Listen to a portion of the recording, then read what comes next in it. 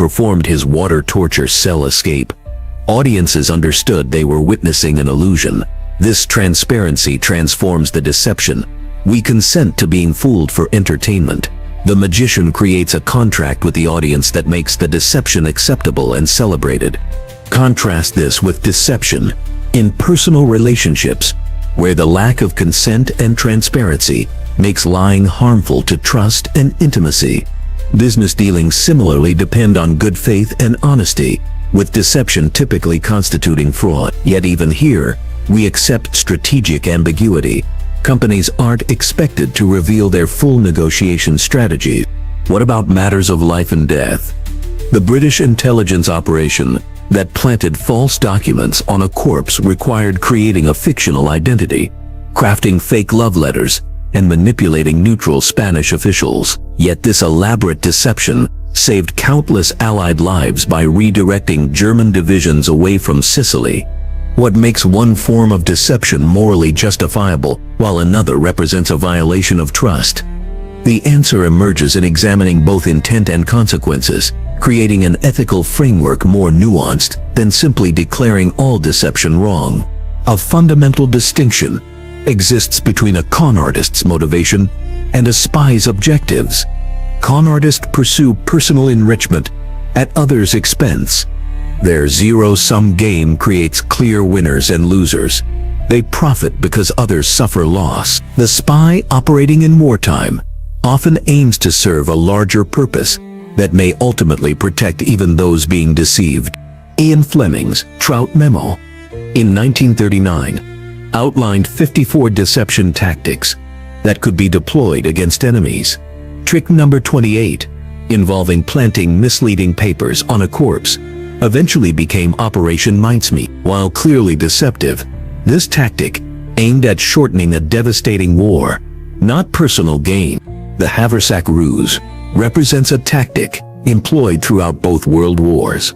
These were calculated deceptions designed to achieve strategic military objectives with minimal bloodshed. The ethics become more compelling when we consider that successful deception operations often reduced casualties on both sides by preventing futile defensive actions. Is deception justified when it serves a greater good? Operation Mincemeat faced enormous challenges. The team needed to secure a suitable corpse, create a believable false identity, and ensure the Germans would find and believe the false documents. Their selection of Huelva, Spain as the drop location was strategic, chosen for its German consulate and pro-German Spanish military presence. The psychological principles underlying the operation were the same ones exploited by con artists, but directed toward preservation rather than exploitation, a distinction that matters profoundly in ethical evaluation. Consider the moral complexity of double agents like Juan Pujol Garcia, codenamed Garbo. Garcia provided false information to the Germans about the D-Day invasion while secretly working for the Allies. His deception was so convincing that Germany awarded him the Iron Cross, while Britain made him a member of the Order of the British Empire, recognition from both sides for entirely different reasons. Garcia's actions involved betraying trust and lying repeatedly, yet helped ensure the success of the Normandy landings, potentially shortening the war by months and saving countless lives. The ethical calculus weighs the harm of deception against the greater harm of prolonged conflict. Societies develop different norms around acceptable versus unacceptable forms of deception. Because context matters, we accept that undercover police officers may need to conceal their identities to infiltrate criminal organizations. Military forces employ camouflage and disinformation to protect troops. We even accept certain forms of bluffing in competitive games like poker. What emerges is a framework for evaluating when deception might serve a greater good. This framework considers necessity. Could the goal be achieved without deception? Proportionality. Is the scale of deception justified by the outcome? And harm minimization. Does the deception prevent greater suffering? How do we reconcile deception with accountability?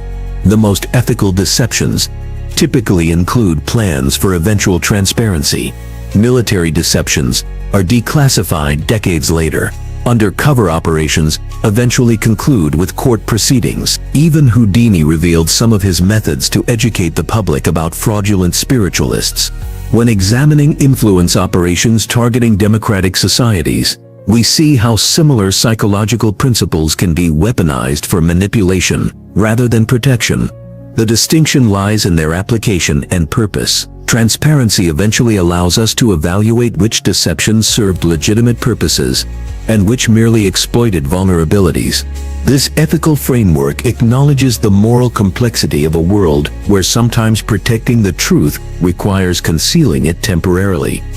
The key question becomes not, is deception wrong? But who does this deception serve? When deception primarily enriches the deceiver at others' expense, it fails ethical scrutiny. When it serves a larger purpose, benefiting even those being deceived, we enter territory where good faith arguments exist on both sides. Understanding these distinctions provides a framework for navigating modern dilemmas in cybersecurity, political messaging, and intelligence operations. Deception isn't inherently evil, but a tool whose morality depends on intentions and outcomes. Conclusion: throughout history, the fundamental dynamics of deception have remained remarkably consistent. Whether we're examining Victor Lustig's audacious sale of the Eiffel Tower, or today's sophisticated cyber operations, the psychological principles at play are virtually identical. What's changed are merely the tools and platforms. This understanding offers us something far more valuable than techniques for manipulation. It provides a mirror reflecting our cognitive vulnerabilities, the shortcuts and biases hardwired into our thinking. With this self-awareness, we gain protection against deception while enhancing our decision-making, improving communication, and deepening our understanding of others. Timeless benefits in an ever-changing landscape of human interaction. Operation Mincemeat, the corpse that fooled Hitler. From selling the Eiffel Tower to fooling the Third Reich. What if the greatest deception of World War II wasn't carried out by a master spy, but by a dead man who never spoke a word? The same psychological triggers that made con artists successful were about to be deployed on a global scale. But instead of swindling a businessman out of money, this deception would aim to fool Hitler's entire intelligence apparatus with nothing more than a corpse, some fake documents, and an incredible backstory. In 1943, the Allies faced a critical problem. They needed to invade Sicily, the obvious stepping stone into mainland Europe. But the Germans knew this too. A frontal assault against prepared defenses would result in massive casualties. British intelligence needed to convince Hitler that the real invasion target was somewhere else entirely. But how do you fool the leader of the Third Reich and his entire military machine? The answer came from an unlikely source, a 1939 memo known as the Trout Memo, written by Naval Intelligence Director Rear Admiral John Godfrey and his assistant, a young lieutenant commander named Ian Fleming, who would later create James Bond. Among various deception tactics, they suggested planting misleading documents on a corpse. This idea, originally inspired by a 1937 novel, would become Operation Mincemeat, a deception so audacious it seemed destined to fail, yet one that might save thousands of lives.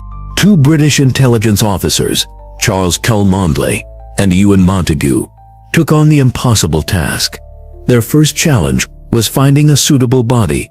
They needed a young male corpse with no family to claim it. After a careful search, they found Glyndwr Michael, a Welsh homeless man who had died after ingesting rat poison. This anonymous man would become the centerpiece of a plan that could alter the course of the war. The intelligence team meticulously transformed this body into Captain Acting Major William Martin of the Royal Marines. They built his entire life through wallet litter, the everyday items a person carries that tell their story. Military historian Ben McIntyre describes the painstaking attention to detail. Major Martin carried ticket stubs from recent shows, keys, cigarettes, and even a stern letter from his bank manager about an overdraft. The team included a photograph of his fictional fiancée Pam, actually an MI5 clerk named Jean Leslie, love letters, a receipt for an engagement ring, and a letter from his father. Each item was carefully aged and weathered to create a believable history.